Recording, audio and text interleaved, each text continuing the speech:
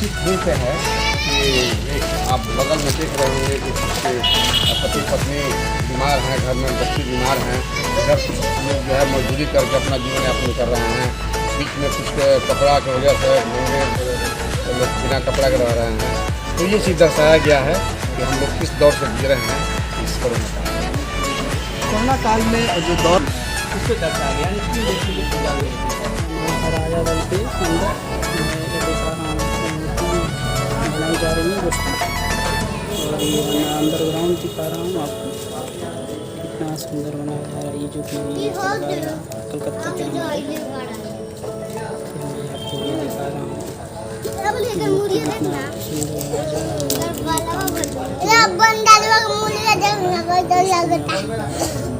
ऐसे हमारी वीडियो बने रही है इस ब्लॉग में।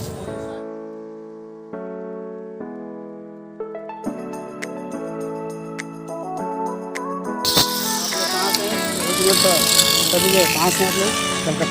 कलकत्ता। ये पंडाल कितने दिन से बन रहा है? 1.5 महीना से बन रहा है। 1 महीने से। कब तक क्या हो जाएगा अभी? 30 तक।